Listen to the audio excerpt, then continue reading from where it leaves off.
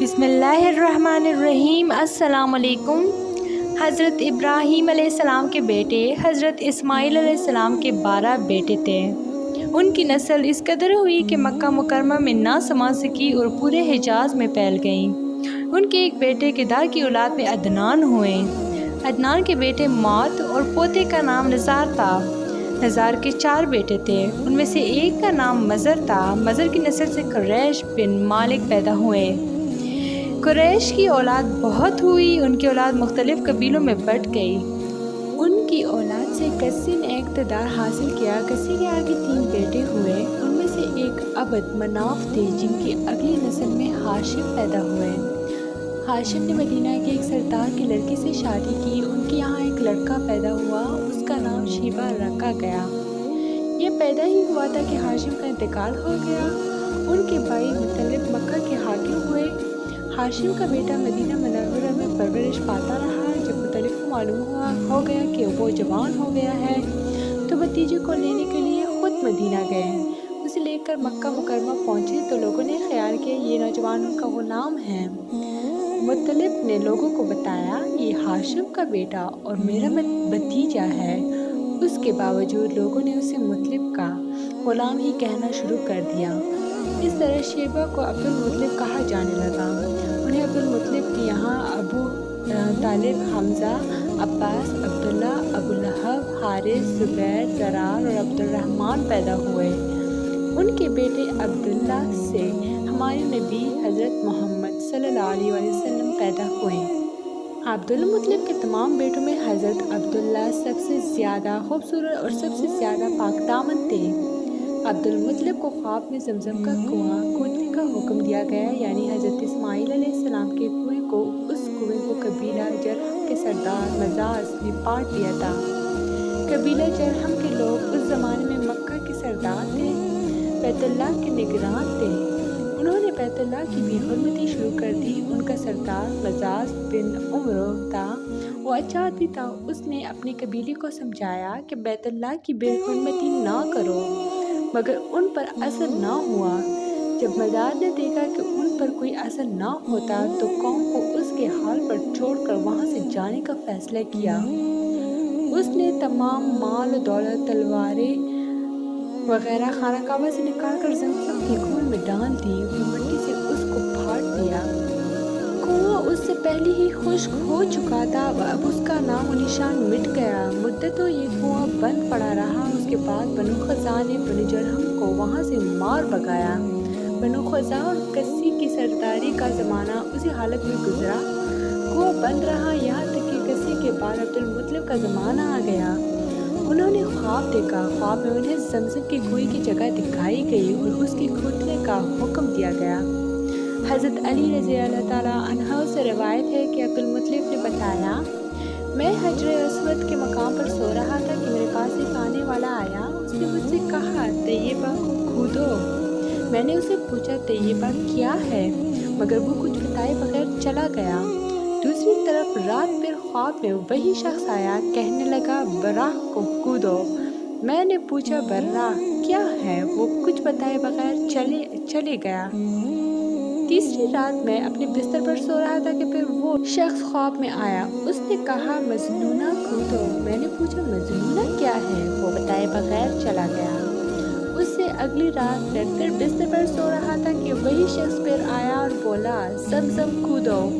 میں نے اسے پوچھا زمزم کیا ہے، اس بار اس نے کہا زمزم وہ ہے جس کا پانی کبھی ختم نہیں ہوتا، جو حاجیوں کے بڑے بڑے مجموعوں کو سیراب کرتا ہے۔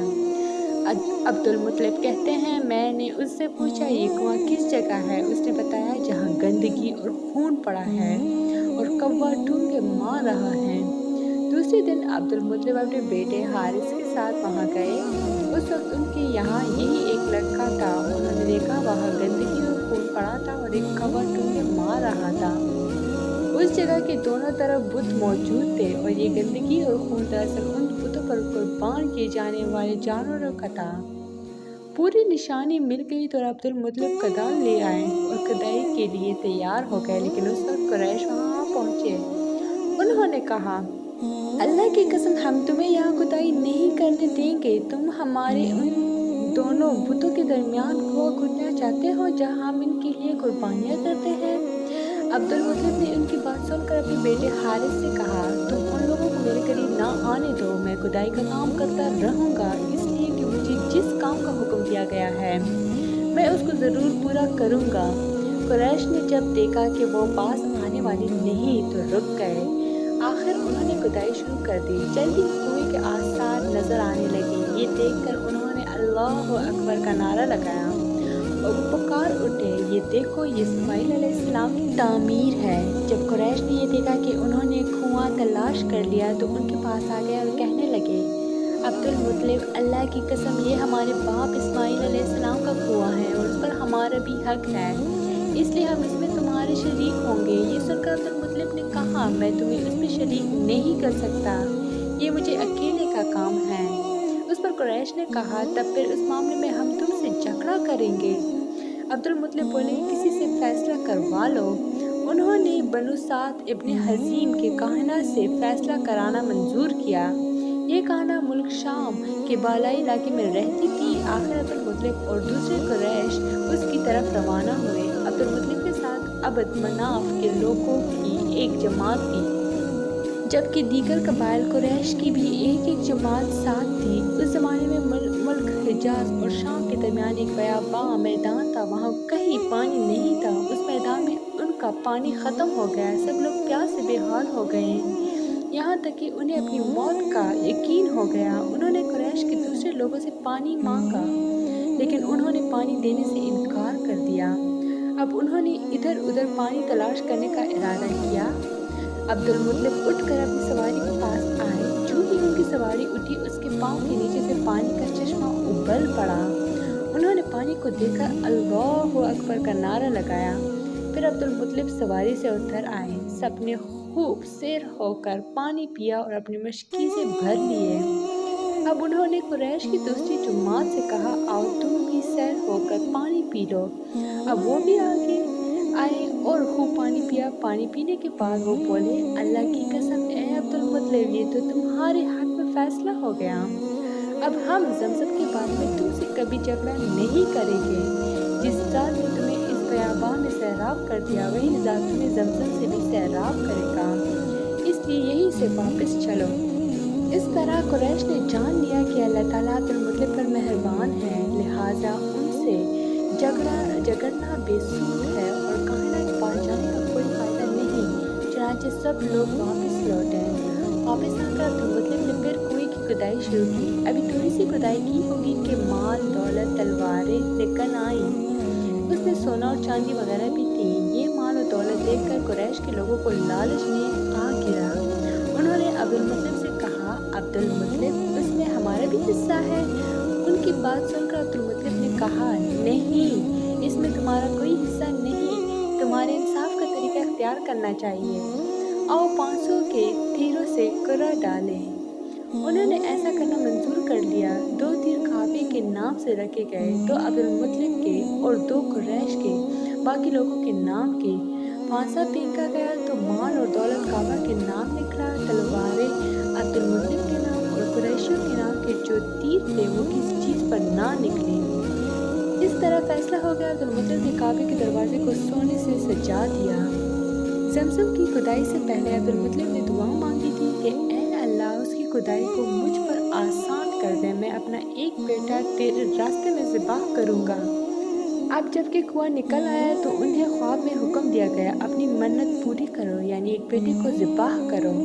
अब्दुल मुत्तलिब को ये हुक्म उस वक्त दिया गया जब वो अपनी मन्नत भूल चुके थे। पहले ख्वाब में उनसे कहा गया, मन्नत पूरी करो। उन्होंने एक बेटा ज़िबाह कर गरीबों को खिला दिया। फिर ख्वाब आया, उससे बड़ी पेश करो। इस मरतबा उन्होंने एक बैल ज़िबाह कर दिया। ख्वाब में फिर यही कहा गया, इससे भी बड़ी पेश करो। अब उन्होंने ऊँट ज़िबाह किया। फिर ख्वाब आया, इससे भी बड़ी चीज़ पेश करो। उन्होंने पूछा, इससे भी बड़ी चीज़ क्या है? तब कहा गया, अपने बेटों में से किसी को ज़िबाह करो, जैसा कि तुमने मन्नत मानी थी। अब उन्हें अपनी मन्नत याद आई। अपने बेटों को जमा किया, उनसे मन्नत का जिक्र किया। सब के सर झुक गए, खुद को ज़िबाह करवाता। आखिर अब्दुल्ला बोले, अब्बा जान, आप मुझे ज़िबाह कर दें। یہ سب سے چھوٹے تھے، سب سے خوبصورت تھے، سب سے زیادہ محبت بھی عبد المطلب کو انہیں سے تھی، لہٰذا انہوں نے قرعہ اندازی کرنے کا ارادہ کیا۔ تمام بیٹوں کے نام لکھ کر قرعہ ڈالا گیا۔ عبداللہ کا نام نکلا۔ اب انہوں نے چھری لی، عبداللہ کو بازو سے پکڑا اور انہیں ذبح کرنے کے لیے نیچے لٹا دیا۔ جو ہی باپ نے بیٹے کو لٹایا، عباس سے ضبط نہ ہو سکا، فوراً آگے بڑھے اور بھائی کو کھینچ لیا۔ اس وقت یہ خود بھی چھوٹے سے تھے۔ ادھر باپ نے عبداللہ کو کھینچا، اس کی شیطانی میں عبداللہ کے چہرے پر خراشی بھی آئیں۔ ان خراشوں کے نشانات مرتے دم تک باقی رہے۔ اسی دوران بنو مخزوم کے لوگ آ گئے۔ انہوں نے کہا، اب اس طرح بیٹے کو ذبح نہ کرے، اس کی ماں کی زندگی خراب ہو جائے گی۔ اپنے رب کو راضی کرنے کے لیے بیٹے کا فدیہ دے دیں۔ اب سوال یہ تھا کہ فدیہ کیا دیا جائے؟ اس کی ترکیب یہ بتائیے کہ کاغذ کے ایک کاغذ پر 10 اونٹ لکھے جائے، دوسرے پر عبداللہ کا نام لکھا جائے۔ اگر 10 اونٹ والی پرچی نکلے تو 10 اونٹ قربان کر دیا جائے۔ اگر عبداللہ والی پرچی نکلے تو 10 اونٹ کا اضافہ کر دیا جائے، پھر 20 اونٹ والی پرچی اور عبداللہ والی پرچی ڈالی جائے۔ اب اگر 20 اونٹ والی پرچی نکلے تو 20 اونٹ قربان کر دیے جائیں، ورنہ 10 اونٹ اور بڑھا دیے جائیں۔ اسی طرح 10-10 کر کے اونٹ بڑھاتے جائیں۔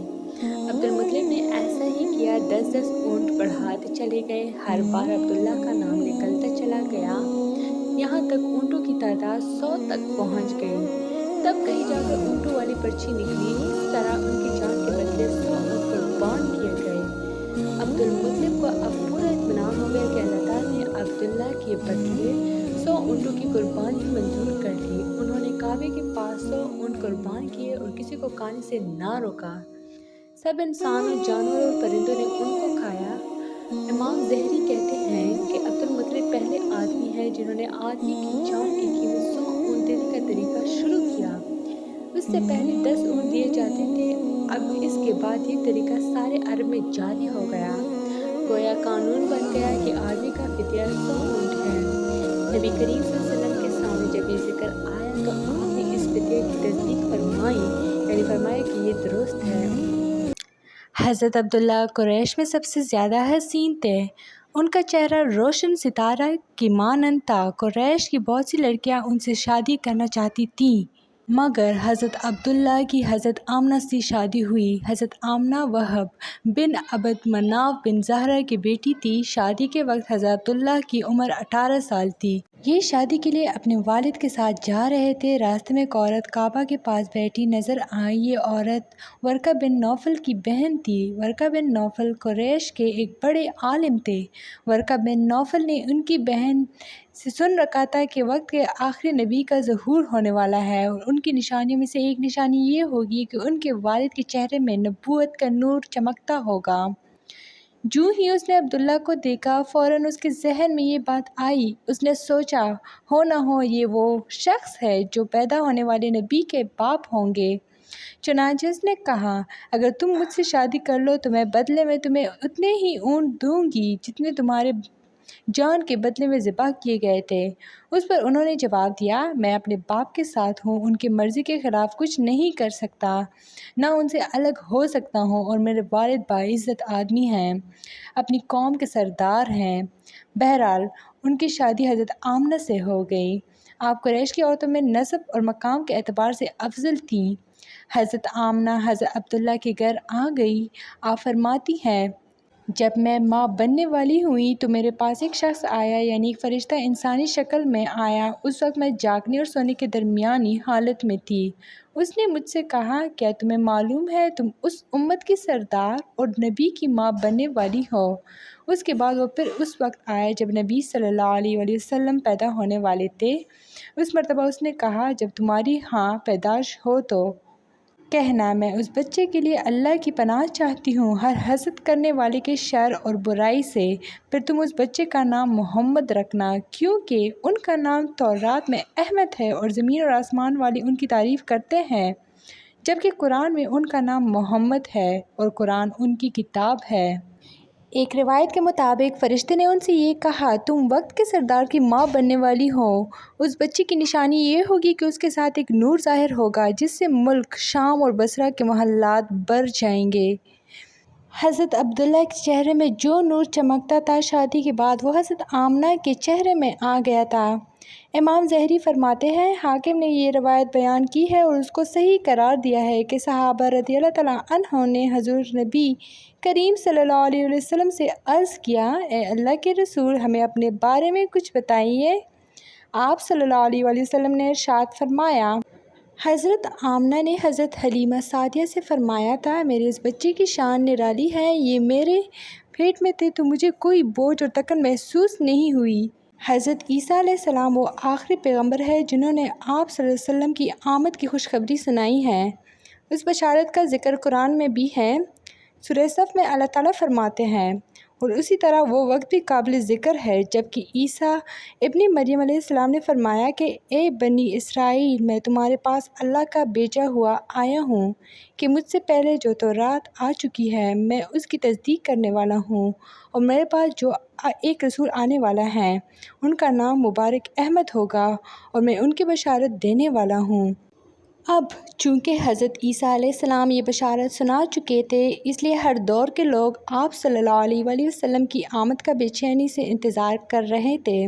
ادھر آپ کی پیدائش سے پہلے ہی حضرت عبداللہ انتقال کر گئے۔ سابقہ کتب میں آپ کی نبوت کی ایک علامت یہ بھی بتائی گئی کہ آپ کے والد کا انتقال آپ کی ولادت سے پہلے ہو جائے گا۔ حضرت عبداللہ ایک تجارتی قافلے کے ساتھ تجارت کے لیے گئے تھے، اسی دوران بیمار ہو گئے اور کمزور ہو کر واپس لوٹے۔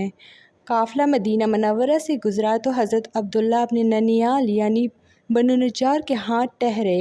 ان کی والدہ بنو نجار سے تھی، 1 ماہ تک بیمار رہے اور انتقال کر گئے، انہیں یہیں دفن کر دیا گیا۔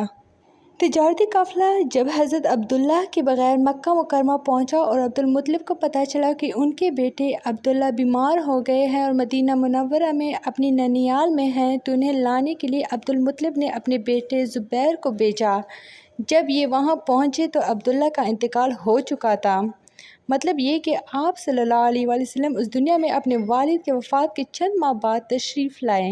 آپ کی پیدائش سے پہلے مکہ کے لوگ خشک سالی اور قحط کا شکار تھے، لیکن جو ہی آپ کی دنیا میں تشریف لانے کا وقت قریب آیا، بارشیں شروع ہو گئیں، خشک سالی دور ہو گئی، درخت ہرے بھرے ہو گئے اور پھلوں سے لد گئے، زمین پر سبزہ ہی سبزہ نظر آنے لگا۔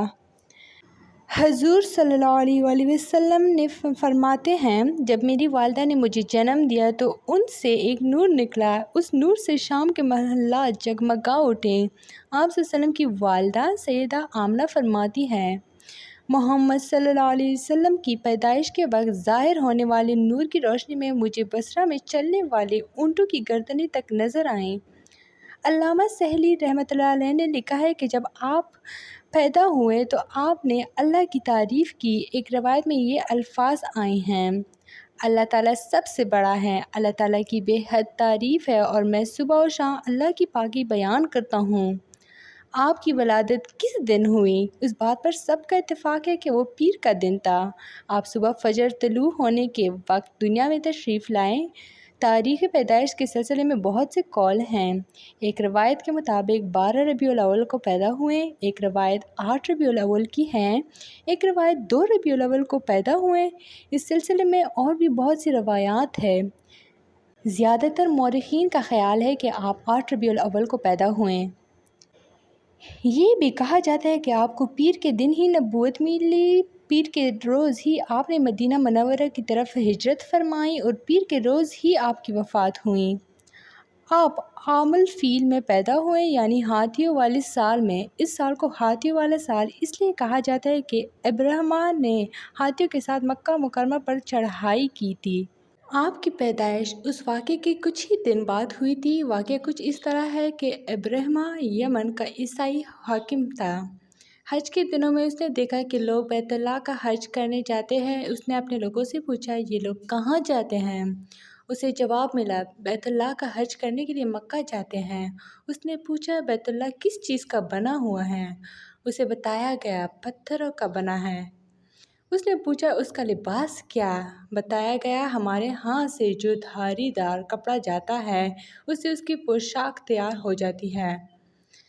وہ عیسائی تھا۔ ساری بات سن کر اس نے کہا، مسیح کی قسم، میں تم لوگوں کے لیے اس سے اچھا گھر تعمیر کروں گا۔ اس طرح اس نے سرخ، سفید، زرد اور سیاہ پتھروں سے ایک گھر بنوایا، سونے اور چاندی سے اس کو سجایا، اس میں کئی دروازے رکھوائے، اس کے درمیان میں جواہر لگوائے، پردے لگوائے، وہاں خوشبوئیں سلگانے کا انتظام کیا۔ اس کی دیواروں پر اس قدر مشک ملا جاتا تھا کہ وہ سیاہ رنگ کی ہو گئی، یہاں تک کہ جواہر بھی نظر نہیں آتے تھے۔ پھر لوگوں سے کہا، اب تمہیں بیت اللہ کا حج کرنے کے لیے مکہ جانے کی ضرورت نہیں رہی، میں نے یہیں تمہارے لیے بیت اللہ بنوا دیا ہے، لہٰذا اب تم اس کا طواف کرو۔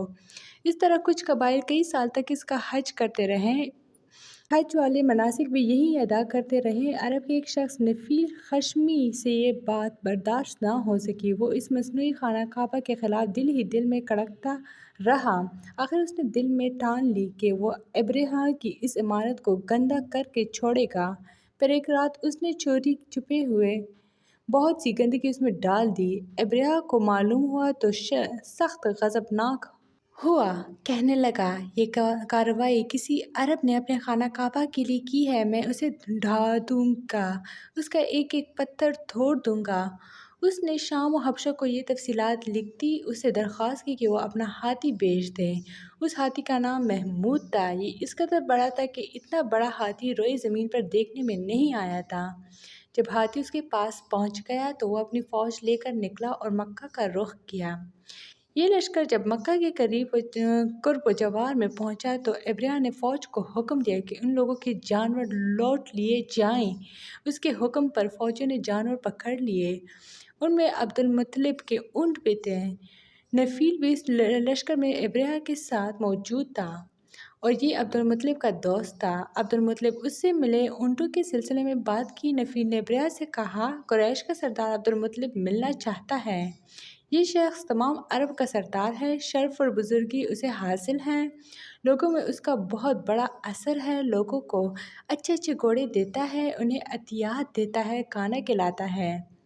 یہ گویا عبد المطلب کا تعارف تھا۔ ابرہہ نے انہیں ملاقات کے لیے بلایا۔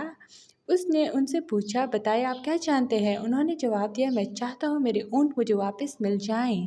ان کی بات سن کر ابرہہ بہت حیران ہوا۔ اس نے کہا، مجھے تو بتایا گیا تھا کہ آپ عرب کے سردار ہیں، بہت عزت اور بزرگی کے مالک ہیں، لیکن لگتا ہے مجھ سے غلط بیانی کی گئی ہے، کیونکہ میرا خیال تھا آپ مجھ سے بیت اللہ کے بارے میں بات کریں گے، جس کو میں گرانے آیا ہوں اور جس کے ساتھ آپ سب کی عزت وابستہ ہے، لیکن آپ نے تو سرے سے اس کی بات ہی نہیں کی اور اپنے اونٹوں کا رونا لے کر بیٹھ گئے، یہ کیا بات ہوئی؟ اس کی بات سن کر عبد المطلب بولے، آپ میرے اونٹ مجھے واپس دے دیں، بیت اللہ کے ساتھ جو چاہیں کریں، اس لیے کہ اس گھر کا ایک پروردگار ہے، وہ خود ہی اس کی حفاظت کرے گا، مجھے اس کے لیے فکر مند ہونے کی ضرورت نہیں۔ ان کی بات سن کر ابرہہ نے حکم دیا، ان کے اونٹ واپس دے دیے جائیں۔ جب انہوں نے ان کے اونٹ واپس مل گئے تو انہوں نے ان کے سموں پر چمڑے چڑھا دیے، ان پر نشان لگا دیے، انہیں قربانی کے لیے وقف کر کے حرم میں چھوڑ دیا تاکہ پھر کوئی انہیں پکڑ لے تو حرم کا پروردگار اس پر غضبناک ہو۔ پھر عبد المطلب حرا پہاڑ پر چڑھ گئے، ان کے ساتھ ان کے کچھ دوست تھے۔ انہوں نے اللہ سے درخواست کی، اے اللہ، انسان اپنے سامان کی حفاظت کرتا ہے تو اپنے سامان کی حفاظت کر۔ ادھر سے ابرہہ اپنا لشکر لے کر آگے بڑھا، وہ خود ہاتھی پر سوار لشکر کے درمیان موجود تھا۔ ایسے میں اس کے ہاتھی نے آگے بڑھنے سے انکار کر دیا، وہ زمین پر بیٹھ گیا۔ ہاتھی بانوں نے اسے اٹھانے کی کوشش کی لیکن وہ نہ اٹھا۔ انہوں نے اس کے سر پر ضربیں لگائیں۔ کچھ سوچ کر انہوں نے اس کا رخ یمن کی طرف کیا تو وہ فوراً اس طرف چلنے لگا، اس کا رخ پھر مکہ کی طرف کیا گیا تو پھر رک گیا۔ ہاتھی بانوں نے یہ تجربہ بار بار کیا۔ آخر ابرہہ نے حکم دیا، ہاتھی کو شراب پلائی جائے تاکہ نشے میں اسے کچھ ہوش نہ رہے اور ہم اسے مکہ کی طرف آگے بڑھا سکیں۔ چنانچہ اسے شراب پلائی گئی لیکن اس پر اس کا بھی اثر نہ ہوا۔ ابرہہ کے ہاتھی کو اٹھانے کی مسلسل کوشش جاری تھی کہ اچانک سمندر کی طرف سے ان کی طرف اللہ تعالیٰ نے ابابیلوں کو بھیج دیا، وہ ٹڈیوں کے جھنڈ کی طرح آئے۔ دوسری طرف عبد المطلب مکہ میں داخل ہوئے، حرم میں پہنچے اور کعبہ کے دروازے کی زنجیریں پکڑ کر ابرہہ اور اس کے لشکر کے خلاف فتح کی دعا مانگی۔ ان کی دعا کے الفاظ یہ تھے، اے اللہ، یہ بندہ اپنے قافلوں اور اپنی جماعت کی حفاظت کر رہا ہے، تو اپنے گھر یعنی بیت اللہ کی حفاظت فرما۔ ابرہہ کا لشکر فتح نہ حاصل کر سکے، ان کی طاقت تیری طاقت کے آگے کچھ بھی نہیں۔ آج صلیب کامیاب نہ ہو۔ صلیب کا لفظ اس لیے بولا کہ ابرہہ عیسائی تھا اور صلیب کو عیسائی اپنے نشان کے طور پر ساتھ لے کر چلتے ہیں۔ اب انہوں نے اپنی قوم کو ساتھ لیا اور ہیرا پہاڑ پر چڑھ گئے، کیونکہ ان کا خیال تھا وہ ابرہہ کا مقابلہ نہیں کر سکیں گے۔ اور پھر اللہ تعالیٰ نے پرندوں کے جھنڈ بھیج دیے۔ یہ پرندے چڑیا سے قدرے بڑے تھے، ان میں سے ہر پرندے کی چونچ میں پتھر کے 3 ٹکڑے تھے۔ یہ پتھر پرندوں نے ابرہہ کے لشکر پر گرانے شروع کیے۔ جو ہی یہ پتھر ان پر گرے، ان کے ٹکڑے ٹکڑے ہو گئے، بالکل اسی طرح جیسے آج کسی جگہ اوپر سے بم گرایا جائے تو جسموں کے ٹکڑے اڑ جاتے ہیں۔ ابرہہ کا ہاتھی محمود البتہ ان کنکریوں سے محفوظ رہا، باقی سب ہاتھی تہس نہس ہو گئے۔ یہ ہاتھی 13 عدد تھے، سب کے سب کھائے ہوئے نحوست کے مانند ہو گئے، جیسا کہ سورہ فیل میں آتا ہے۔ ابرہہ اور اس کے کچھ ساتھی تباہی کا یہ منظر دیکھ کر بری طرح بھاگے، لیکن پرندوں نے ان کو بھی نہ چھوڑا۔ ابرہہ کے بارے میں یہ طبقات میں لکھا ہے کہ اس کے جسم کا ایک ایک عضو الگ ہو کر گرتا چلا گیا۔ یعنی وہ بھاگ رہا تھا اور اس کے جسم کا ایک ایک حصہ الگ ہو کر گر رہا تھا۔ دوسری طرف عبد المطلب اس انتظار میں تھے کہ کب حملہ ہوتا ہے، لیکن حملہ آور جب مکہ میں داخل نہ ہوئے تو حالات معلوم کرنے کے لیے نیچے اترے۔ مکہ سے باہر نکلے، تب انہوں نے دیکھا سارا لشکر تباہ ہو چکا ہے۔ خوب مال غنیمت ان کے ہاتھ لگا، بے شمار سامان ہاتھ آیا، مال میں سونا چاندی بھی بے تحاشا تھا۔ لشکر میں سے کچھ لوگ ایسے بھی تھے جو واپس نہیں بھاگے تھے، یہ مکہ میں رہ گئے تھے۔ ان میں ابرہہ کے ہاتھی کا مہاوت بھی تھا، جو محمود کو آگے لانے میں ناکام رہا تھا۔ ہمارے نبی حضرت محمد صلی اللہ علیہ وسلم اس واقعے کے چند دن بعد پیدا ہوئے۔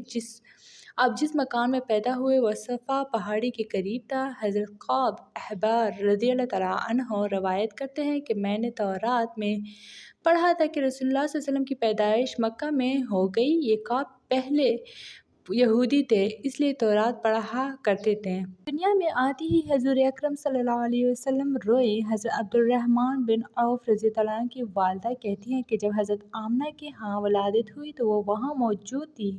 آپ صلی اللہ علیہ وسلم میرے ہاتھوں میں آئیں۔ یہ غالباً داہیہ تھی، ان کا نام شفا تھا۔ فرماتی ہیں جب آپ میرے ہاتھوں میں آئے تو روئے۔ آپ کے دادا عبد المطلب کو آپ کی ولادت کی اطلاع دی گئی۔ وہ اس وقت خانہ کعبہ کا طواف کر رہے تھے۔ اطلاع ملنے پر گھر آئے، بچے کو گود میں لیا۔ اس وقت آپ کی والدہ نے ان سے کہا یہ بچہ عجیب ہے، سجدے کی حالت میں پیدا ہوا ہے، یعنی پیدا ہوتی ہی اس نے پہلے سجدہ کیا، پھر سجدے سے سر اٹھا کر انگلی آسمان کی طرف اٹھائی۔ عبد المطلب نے آپ کو دیکھا، اس کے بعد آپ کو کعبہ میں لے آئے، آپ کو گود میں لیے رہیں اور طواف کرتے رہیں، پھر واپس لا کر حضرت آمنہ رضی اللہ عنہا کو دیا۔ آپ کو عرب کے دستور کے مطابق ایک برتن سے ڈھانپا گیا، لیکن وہ برتن ٹوٹ کر آپ کے اوپر سے ہٹ گیا۔ اس وقت آپ اپنا انگوٹھا چوستے نظر آئے۔ اس موقع پر شیطان بری طرح چیخا۔ شیطان صرف 4 مرتبہ چیخا، پہلی بار اس وقت جب اللہ تعالیٰ نے اسے ملعون ٹھہرایا، دوسری بار اس وقت جب اسے زمین پر اتارا گیا، تیسری بار اس وقت چیخا جب آپ صلی اللہ علیہ وسلم کی پیدائش ہوئی، چوتھی مرتبہ اس وقت جب نبی کریم صلی اللہ علیہ وسلم پر سورہ فاتحہ نازل ہوئی۔ اس موقع پر حضرت حسان بن ثابت رضی اللہ عنہ کہتے ہیں میں 8 سال کا تھا، جو کچھ دیکھتا اور سنتا تھا اس کو سمجھتا تھا۔ ایک صبح میں نے یثرب یعنی مدینہ منورہ میں ایک یہودی کو دیکھا، وہ ایک اونچے ٹیلے پر چڑھ کر چلا رہا تھا۔ لوگ اس یہودی کے گرد جمع ہو گئے اور بولے کیا بات ہے، کیوں چیخ رہے ہو؟ یہودی نے جواب دیا احمد کا ستارہ طلوع ہو گیا ہے، وہ آج رات پیدا ہو گئے ہیں۔ حضرت حسان بن ثابت رضی اللہ عنہ بعد میں 60 سال کی عمر میں مسلمان ہوئے تھے۔ 120 سال کی عمر میں انہوں نے وفات پائی، گویا ایمان کی حالت میں 60 سال زندہ رہے۔ بہت اچھے شاعر تھے، نبی کریم صلی اللہ علیہ وسلم کی اپنے اشعار میں تعریف کیا کرتے تھے اور دشمنوں کی برائی اشعار میں بیان کرتے تھے۔ غزوات کے موقع پر اشعار کے ذریعے مسلمانوں کو جوش دلاتے تھے، اسی بنیاد پر انہیں شاعر رسول کا خطاب ملا تھا۔ حضرت کعب احبار رضی اللہ عنہ فرماتے ہیں کہ میں نے تورات میں پڑھا ہے کہ اللہ تعالیٰ نے حضرت موسیٰ علیہ السلام کو صلی اللہ علیہ وسلم کی ولادت کے وقت کی خبر دی تھی اور حضرت موسیٰ علیہ السلام نے اپنے قوم بنی اسرائیل کو اس کی اطلاع دے دی تھی۔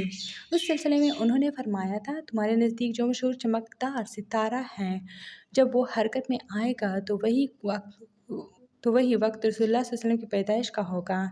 یہ خبر بنی اسرائیل کے علماء ایک دوسرے کو دیتے چلے آئے تھے اور اسی طرح بنی اسرائیل کو بھی آپ صلی اللہ علیہ وسلم کی ولادت کا وقت یعنی اس کی علامت معلوم تھی۔ حضرت عائشہ رضی اللہ عنہا سے روایت ہے کہ ایک یہودی عالم مکہ میں رہتا تھا۔ جب وہ رات آئی جس میں حضرت وسلم پیدا ہوئے تو وہ قریش کی ایک مجلس میں بیٹھا تھا۔ اس نے کہا، کیا تمہارے ہاں آج کوئی بچہ پیدا ہوا ہے؟ لوگوں نے کہا، ہمیں تو معلوم نہیں۔ اس پر اس یہودی نے کہا، میں جو کچھ کہتا ہوں اسے اچھی طرح سن لو۔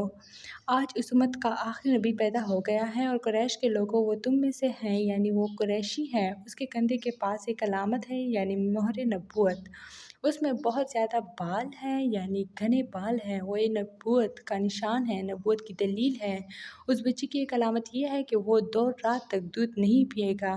ان باتوں کا ذکر اس کی نبوت کی علامات کے طور پر پرانی کتب میں موجود ہے۔ یہودی عالم نے جب یہ بات بتائی تو لوگ وہاں سے اٹھ گئے۔ انہیں یہودی کی بات سن کر بہت حیرت ہوئی تھی۔ جب وہ لوگ اپنے گھروں میں پہنچے تو ان میں سے ہر ایک نے اس کی باتیں اپنے گھر کے افراد کو بتائیں۔ عورتوں کو چونکہ حضرت آمنہ کے ہاں بیٹا پیدا ہونے کی خبر ہو چکی تھی، اس لیے انہوں نے اپنے مردوں کو بتایا، ذرا چل کر مجھے وہ بچہ دکھاؤ۔ لوگ اسے ساتھ لیے حضرت آمنہ کے گھر کے باہر آئے، ان سے بچہ دکھانے کی درخواست کی۔ آپ نے بچے کو کپڑے سے نکال کر انہیں دے دیا۔ لوگوں نے آپ کے کندھے پر سے کپڑا ہٹایا۔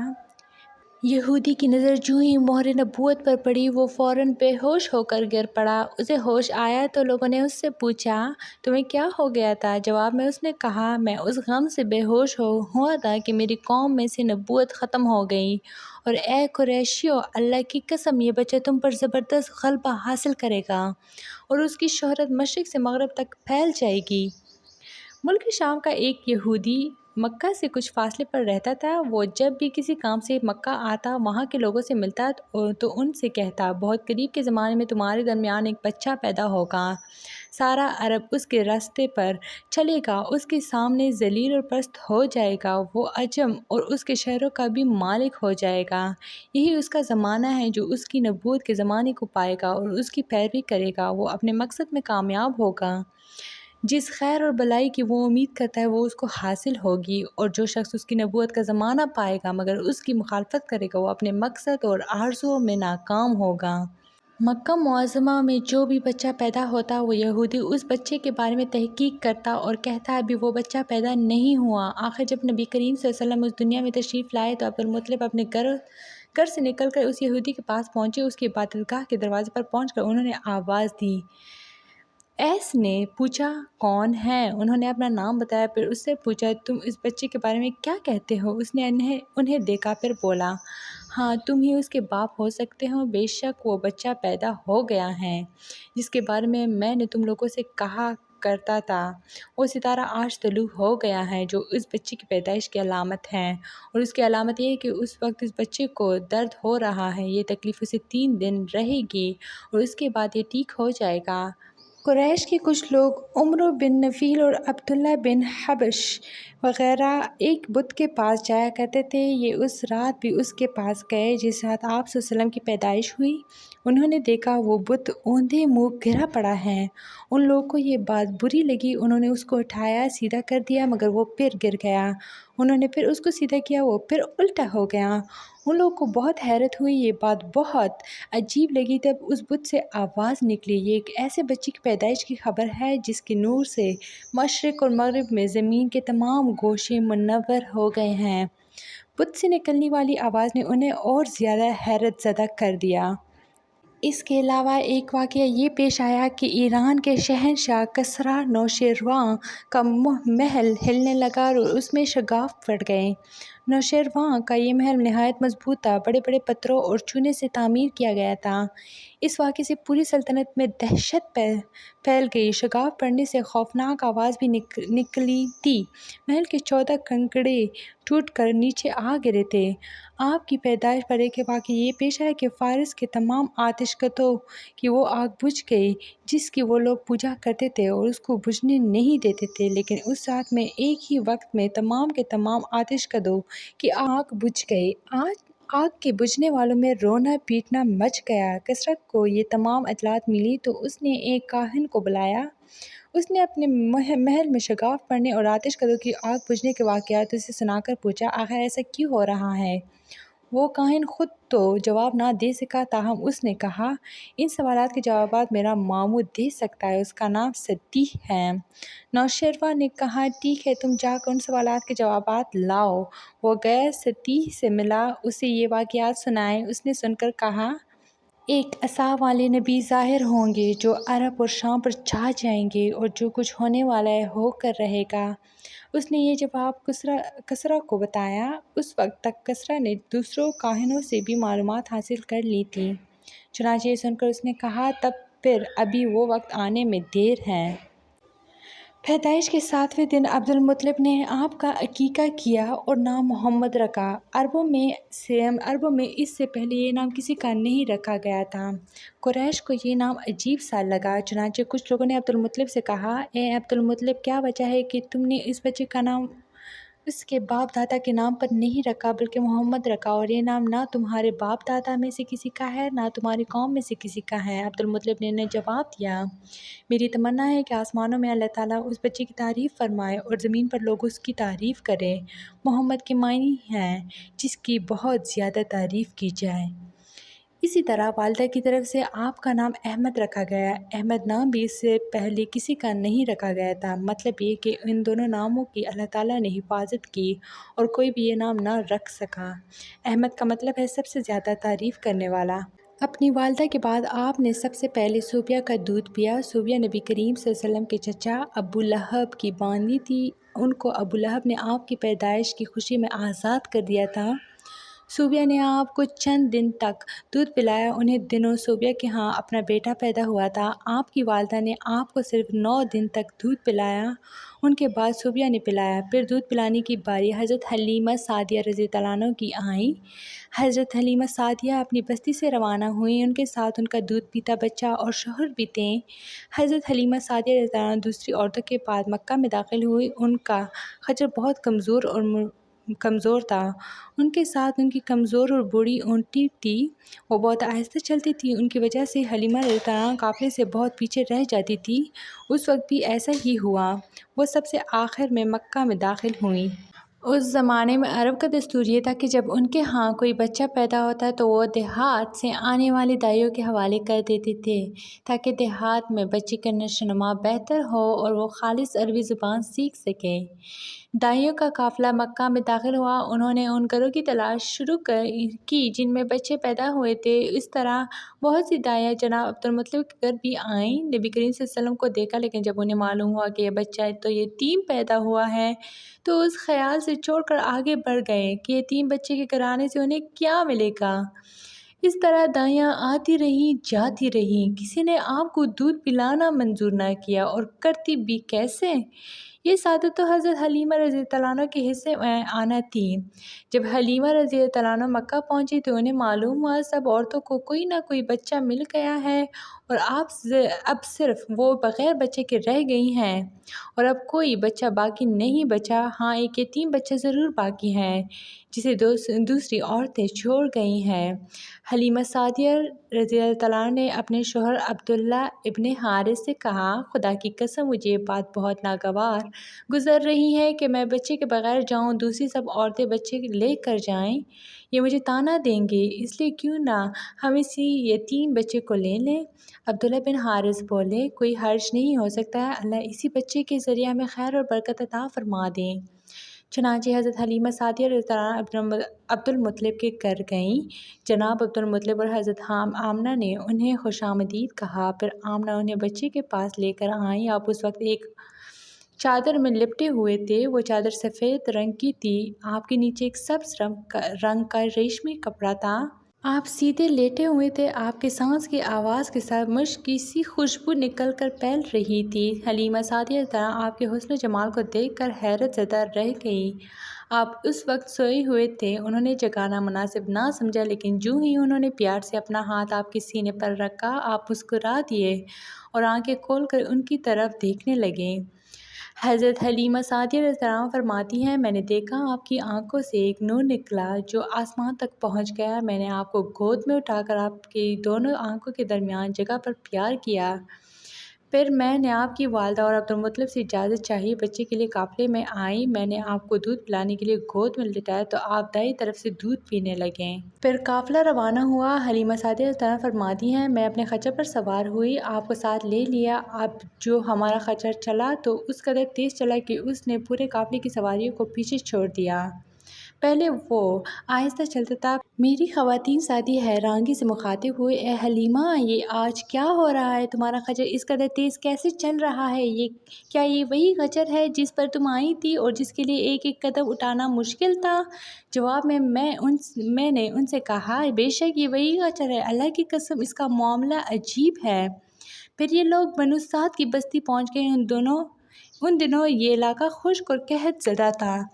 حلیمہ سعدیہ رضی اللہ عنہا فرماتی ہیں، اس شام جب ہماری بکریاں چر کر واپس آئی تو ان کے تھن دودھ سے بھرے ہوئے تھے، جبکہ اس سے پہلے ایسا نہیں تھا۔ ان میں سے دودھ بہت کم اور بہت مشکل سے نکلتا تھا۔ ہم نے اس دن اپنی بکریوں کا دودھ دوہا تو ہمارے سارے برتن بھر گئے اور ہم نے جان لیا کہ یہ ساری برکت اس بچے کی وجہ سے ہے۔ آس پاس کی عورتوں میں یہ بھی بات پھیل گئی کہ ان کی بکریاں بدستور بہت کم دودھ دے رہی تھیں۔ غرض ہمارے گھر میں ہر طرف ہر چیز میں برکت نظر آنے لگی۔ دوسرے لوگ تعجب میں رہے۔ اس طرح 2 ماہ گزر گئے۔ 2 ماہ ہی میں آپ چلنے پھرنے لگے۔ آپ 8 ماہ کے ہوئے تو باتیں کرنے لگے اور آپ کی باتیں سمجھ میں آتی تھیں۔ 9 ماہ کی عمر میں تو آپ بہت صاف گفتگو کرنے لگے۔ اس دوران آپ کی بہت سی برکات دیکھنے میں آئیں۔ حلیمہ سعدیہ رضی اللہ عنہا فرماتی ہے، جب میں آپ کو اپنے گھر لے آئی تو بنو سعد کا کوئی گھرانہ ایسا نہ تھا جس سے مشک کی خوشبو نہ آتی ہو۔ اس طرح سب لوگ آپ سے محبت کرنے لگے۔ جب ہم نے آپ کا دودھ چڑھایا تو آپ کی زبان مبارک سے یہ الفاظ نکلے، یعنی اللہ تعالیٰ بہت بڑا ہے، اللہ تعالیٰ کے لیے بے حد تعریف ہے اور اس کے لیے صبح و شام پاکی ہے۔ پھر جب آپ صلی اللہ علیہ وسلم 2 سال کے ہو گئے تو ہم آپ کو لے کر آپ کی والدہ کے پاس آئے۔ اس عمر کو پہنچنے کے بعد بچوں کو ماں باپ کے حوالے کر دیا جاتا تھا۔ ادھر ہم آپ کی برکات دیکھ چکے تھے اور ہماری آرزو تھی کہ ابھی آپ کچھ اور مدت ہمارے پاس رہیں۔ چنانچہ ہم نے اس بارے میں آپ کی والدہ سے بات کی۔ ان سے یوں کہا، آپ ہمیں اجازت دیجیے کہ ہم بچے کو 1 سال اور اپنے پاس رکھیں۔ میں ڈرتی ہوں کہیں اس پر مکہ کی بیماری اور آب و ہوا کا اثر نہ ہو جائے۔ جب ہم نے اسے بار بار کہا تو حضرت آمنہ رضی اللہ عنہا مان گئی اور ہم آپ کو پھر اپنے گھر لے آئے۔ جب آپ کچھ بڑے ہو گئے تو باہر نکل کر بچوں کو دیکھتے تھے۔ وہ آپ کو کھیلتے نظر آتے، آپ ان کے نزدیک نہ جاتے۔ ایک روز آپ نے مجھ سے پوچھا، امی جان کیا بات ہے؟ دن میں میرے بھائی بہن نظر نہیں آتے۔ آپ اپنے دودھ شریک بھائی عبداللہ اور بہنوں انیسہ اور شیمہ کے بارے میں پوچھ رہے تھے۔ حلیمہ رضی اللہ عنہا فرماتی ہیں، میں نے آپ کو بتایا وہ صبح سویرے بکریاں چرانے جاتے ہیں، شام کے بعد گھر آتے ہیں۔ یہ جان کر آپ نے فرمایا، تب مجھے بھی ان کے ساتھ بھیج دیا کریں۔ اس کے بعد آپ اپنے بھائی بہنوں کے ساتھ جانے لگے۔ آپ خوش خوش جاتے اور واپس آتے۔ ایسے میں ایک دن میرے بچے خوف زدہ انداز میں دوڑتے ہوئے آئے اور گھبرا کر بولے، امی جان جلد چلیے ورنہ بھائی محمد صلی اللہ علیہ وسلم ختم ہو جائیں گے۔ یہ سن کر ہمارے تو ہوش اڑ گئے۔ دوڑ کر وہاں پہنچے۔ ہم نے آپ کو دیکھا، آپ کھڑے ہوئے تھے، رنگ اڑا ہوا تھا، چہرے پر زردی چھائی ہوئی تھی، اور یہ اس لیے نہیں تاکہ آپ کو سینہ چاک کیے جانے سے کوئی تکلیف ہوئی تھی، بلکہ ان فرشتوں کو دیکھ کر آپ کی حالت ہوئی تھی۔ حلیمہ سعدیہ رضی اللہ عنہا فرماتی ہے، ہم نے آپ سے پوچھا کیا ہوا تھا؟ آپ نے بتایا، میرے پاس 2 آدمی آئے تھے، وہ سفید کپڑے پہنے ہوئے تھے، وہ دونوں حضرت جبرائیل اور حضرت میکائیل علیہ السلام تھے۔ ان دونوں میں سے ایک نے کہا، کیا یہ وہی ہے؟ دوسرے نے جواب دیا، ہاں یہ وہی ہے۔ پھر وہ دونوں میرے قریب آئے، مجھے پکڑا اور لٹا دیا۔ اس کے بعد انہوں نے میرا پیٹ چاک کیا اور اس میں سے کوئی چیز تلاش کرنے لگے۔ آخر انہیں وہ چیز مل گئی اور انہوں نے اسے باہر نکال کر پھینک دیا۔ میں نہیں جانتا وہ کیا چیز تھی۔ اس چیز کے بارے میں دوسری روایات میں یہ وضاحت ملتی ہے کہ وہ سیاہ رنگ کا ایک دانہ سا تھا۔ یہ انسان کے جسم میں شیطان کا گھر ہوتا ہے اور شیطان انسان کے بدن میں یہی سے اثرات ڈالتا ہے۔ حلیمہ سعدیہ فرماتی ہے، پھر ہم آپ کو گھر لے آئے۔ اس وقت وہ میرے شوہر عبداللہ بن حارث نے مجھ سے کہا، حلیمہ مجھے ڈر ہے کہ اس بچے کو کوئی نقصان نہ پہنچ جائے، اس لیے اسے اس کے گھر والوں کے پاس پہنچا دو۔ میں نے کہا ٹھیک ہے۔ پھر ہم آپ کو لے کر مکہ کی طرف روانہ ہوئے۔ جب میں مکہ کے بالائی علاقے میں پہنچی تو آپ اچانک غائب ہو گئے۔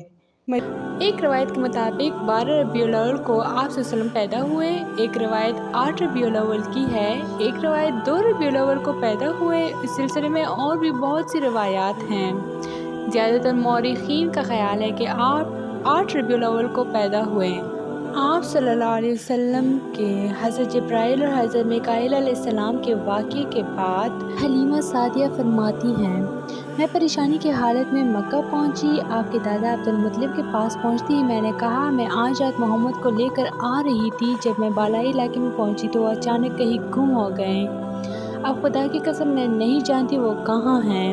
عبد المطلب یہ سن کر فوراً کعبہ کے پاس کھڑے ہو گئے۔ انہوں نے آپ کے مل جانے کے لیے دعا کی، پھر آپ کی تلاش میں روانہ ہوئے۔ ان کے ساتھ ورقہ بن نوفل بھی تھے۔ غرض دونوں تلاش کرتے کرتے تہامہ کی وادی میں پہنچے۔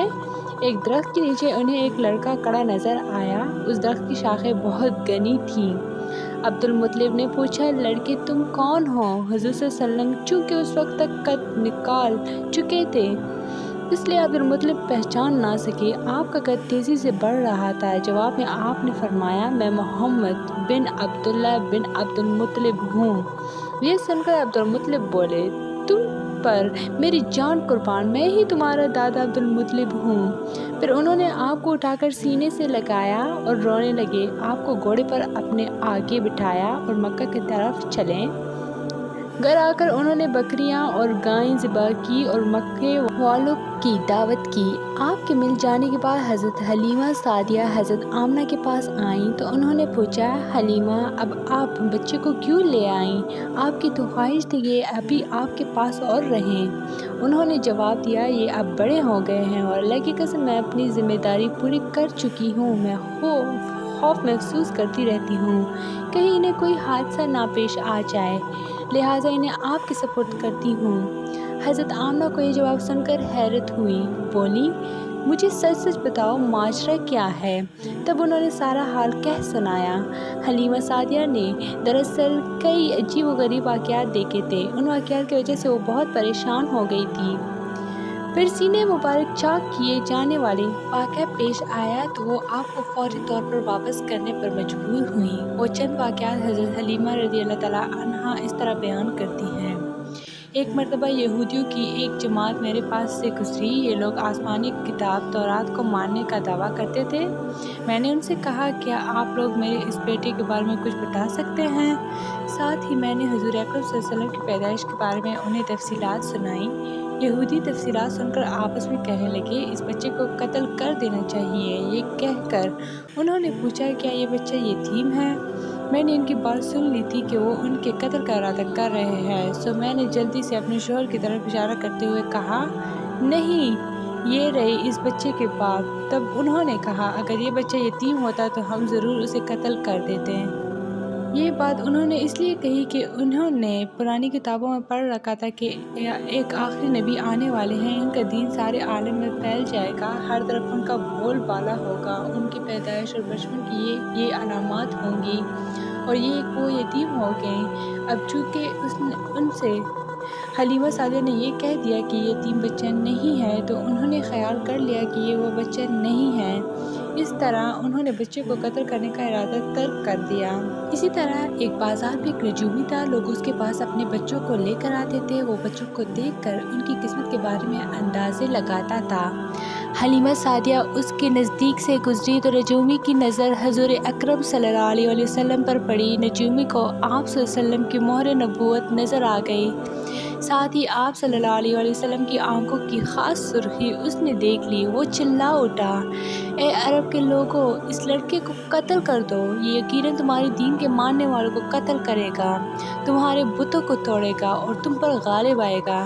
ان واقعات میں جو سب سے اہم واقعہ ہے وہ سینہ مبارک چاک کرنے والا تھا۔ روایات سے یہ بات ثابت ہے کہ آپ صلی اللہ علیہ وسلم کے سینہ مبارک پر سلائی کے نشانات موجود تھے۔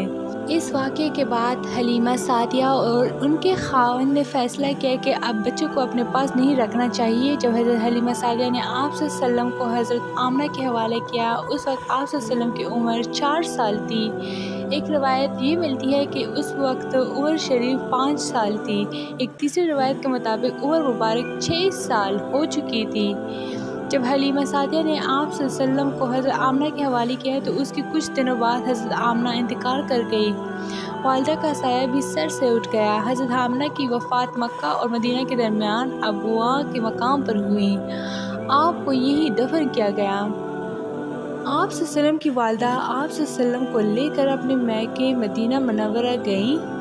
آپ صلی اللہ علیہ وسلم کے ساتھ ایمن بھی تھی۔ ایمن کہتی ہیں، ایک دن مدینہ کے 2 یہودی میرے پاس آئے اور بولے، ذرا محمد کو ہمارے سامنے لاؤ، ہم انہیں دیکھنا چاہتے ہیں۔ وہ آپ صلی اللہ علیہ وسلم کو ان کے سامنے لے آئیں۔ انہوں نے اچھی طرح دیکھا، پھر ایک نے اپنے ساتھی سے کہا، یہ اس امت کا نبی ہے اور یہ شہر ان کی ہجرت گاہ ہے، یہاں زبردست جنگ ہوگی، قیدی پکڑے جائیں گے۔ آپ صلی اللہ علیہ وسلم کی والدہ کو یہودیوں کی اس بات کا پتہ چلا تو آپ ڈر گئیں اور آپ صلی اللہ علیہ وسلم کو لے کر مکہ کی طرف روانہ ہوئیں، مگر راستے ہی میں ابواء کے مقام پر وفات پا گئی۔ حضرت آمنہ کے انتقال کے 5 دن بعد ایمن آپ کو لے کر مکہ پہنچی۔ آپ کو عبد المطلب کے حوالے کیا۔ آپ کے یتیم ہو جانے کا انہیں اتنا صدمہ تھا کہ بیٹی کی وفات پر بھی اتنا نہیں ہوا تھا۔ عبد المطلب کے لیے کعبہ کے سائے میں ایک قالین بچھایا جاتا تھا، وہ اس پر بیٹھا کرتے تھے۔ ان کا احترام اس قدر تھا کہ کوئی اور اس قالین پر بیٹھتا نہیں تھا۔ چنانچہ ان کے بیٹے اور قریش کے سردار اس قالین کے چاروں طرف بیٹھتے تھے، لیکن رسول اللہ صلی اللہ علیہ وسلم وہاں تشریف لاتے تو سیدھے اس قالین پر جا بیٹھتے۔ اس وقت آپ ایک تندرست لڑکے تھے، آپ کی عمر 9 سال کے قریب ہو چلی تھی۔ آپ کے چچا عبد المطلب کے ادب کی وجہ سے آپ کو اس قالین سے ہٹانا چاہتے تو عبد المطلب کہتے، میرے بیٹے کو چھوڑ دو، اللہ کی قسم یہ بہت شان والا ہے۔ پھر وہ آپ کو محبت سے اس فرش پر بٹھاتے، آپ کی کمر پر شفقت سے ہاتھ پھیرتے، آپ کی باتیں سن کر حد درجے خوش ہوتے رہتے۔ کبھی وہ دوسروں سے کہتے، میرے بیٹے کو یہیں بیٹھنے دو، اسے خود بھی احساس ہے کہ اس کی بڑی شان ہے اور میری آرزو ہے یہ اتنا بلند مرتبہ اور رتبہ پائے جو کسی عرب کو اس سے پہلے حاصل نہ ہوا ہو اور نہ بعد میں کسی کو حاصل ہو سکے۔ ایک بار انہوں نے یہ الفاظ کہیں، میرے بیٹے کو چھوڑ دو، اس کے مزاج میں طبعی طور بلندی ہے، اس کی شان نرالی ہوگی۔ یہاں تک کہ عمر کے آخری حصے میں حضرت عبد المطلب کی آنکھیں جواب دی گئی تھی، آپ نابینا ہو گئے تھے۔ ایسی حالت میں ایک روز وہ اس قالین پر بیٹھے تھے کہ آپ تشریف لے آئے اور سیدھے اس قالین پر جا پہنچے۔ ایک شخص نے آپ کو قالین سے کھینچ لیا، اس پر آپ رونے لگے۔ آپ کے رونے کی آواز سن کر عبد المطلب بے چین ہوئے اور بولے، میرا بیٹا کیوں رو رہا ہے؟ آپ کے قالین پر بیٹھنا چاہتا ہے، ہم نے اسے قالین سے اتار دیا ہے۔ یہ سن کر عبد المطلب نے کہا، میرے بیٹے کو قالین پر ہی بٹھا دو، یہ اپنا رتبہ پہچانتا ہے، میری دعا ہے کہ یہ اس رتبے کو پہنچے جو اس سے پہلے کسی عرب کو نہ ملا ہو، اس کے بعد کسی کو نہ ملے۔ اس کے بعد پھر کسی نے آپ کو قالین پر بیٹھنے سے نہیں روکا۔ عبد المطلب کی آپ سے محبت کا یہ عالم تھا کہ کانا کانے بیٹھتے تھے تو کہتے، میرے بیٹے کو لے آؤ۔ آپ تشریف لاتے تو عبد المطلب آپ کو اپنے پاس بٹھاتے، آپ کو اپنے ساتھ کھلاتے۔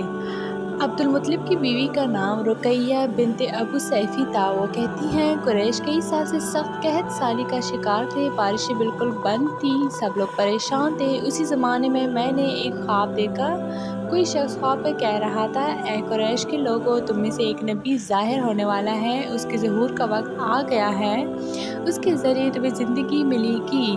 یعنی خوب بارشیں ہوں گی، سرسبزی اور شادابی ہوگی۔ تم اپنے لوگوں میں سے ایک ایسا شخص تلاش کرو جو لمبے قد کا ہو، گورے رنگ کا ہو، اس کی پلکیں گھنی ہوں۔ وہ شخص اپنی تمام اولاد کے ساتھ نکلے اور تم میں سے ہر خاندان کا ایک آدمی نکلے، سب پاک صاف ہو اور خوشبو لگائے اور حجر اسود کو بوسہ دے۔ پھر سب جبل ابو قیس پر چڑھ جائیں۔ پھر وہ شخص جس کا حلیہ بتایا گیا ہے آگے بڑھے اور بارش کی دعا مانگے اور تم سب آمین کہو تو بارش ہو جائے گی۔ صبح ہوئی تو انہوں نے اپنا یہ خواب قریش سے بیان کیا۔ انہوں نے ان نشانیوں کو تلاش کیا تو سب کی سب نشانیاں انہیں عبدالمطلب میں مل گئیں۔ چنانچہ سب ان کے پاس جمع ہوئے، ہر خاندان سے ایک ایک آدمی آیا، ان سب نے شرائط پوری کی۔ اس کے بعد سب ابو قیس پہاڑ پر چڑھ گئے۔